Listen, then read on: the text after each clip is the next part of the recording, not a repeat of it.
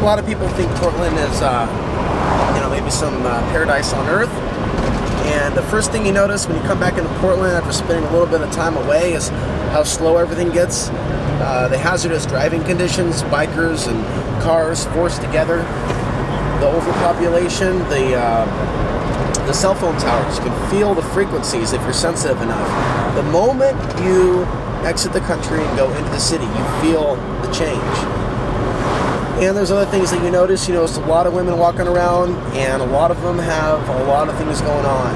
And a lot of that has to do with the environmental influences over the human biological system. There's certain anxieties that are brought about, even though there's things that are growing and blooming.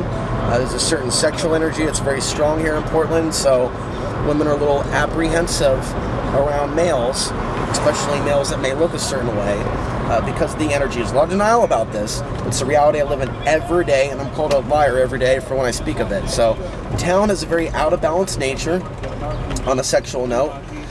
It feels like a very convoluted place to date. There's a lot of energies here.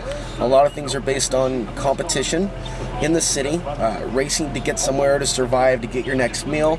It's not cooperative at all. There are people that may have cliques, may have communities. That's just part of being human. There are all types of communities. There are also communities of armies. There are also communities of people that collect taxes from people. Not all the communities here are mindful communities. It's just something that humans do.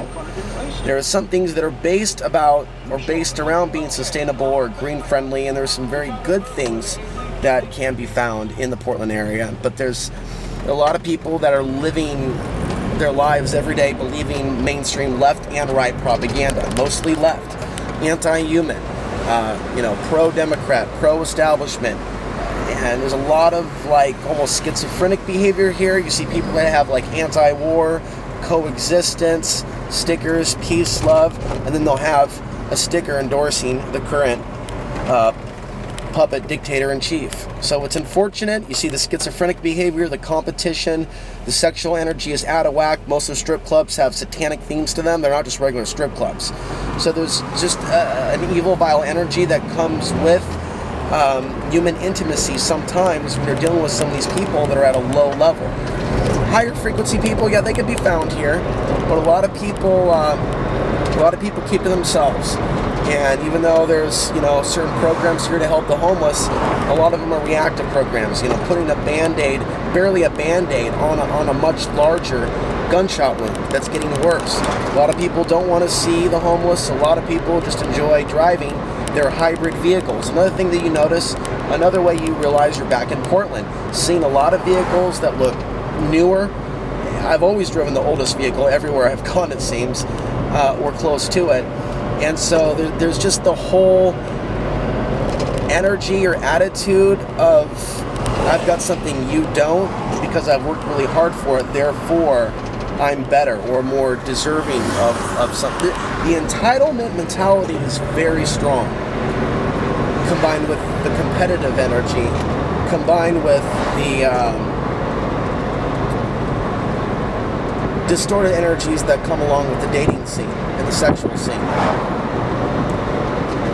And speaking of that, a lot of it is more polygamous based. A lot of people are afraid of intimacy. You travel elsewhere in the country and you will find women that are less afraid of intimacy. Here it's more jumping from cock to cock to cock, or for a man, jumping from woman to woman to woman, or going from woman to woman to woman. But some of that is conditioning. A lot of women over the years, they've been very clear, this is, I'm not going to get too deeply detailed, but a lot of the messages and value systems that have been made clear over the years, that intimacy isn't at the top of the list. It's, going from person to person to person. And there are people that, do want to find a special person in this life, but, some of those things are based on control and what they can get out of the relationship.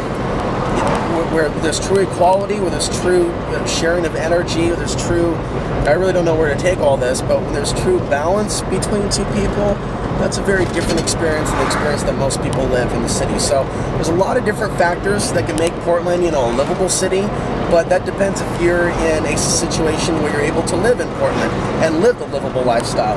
That's becoming harder and harder as the property values go higher and higher as this city becomes more and more in demand. All right, I'm going to pull over and upload some videos. Thank you for watching, and we'll continue this conversation later.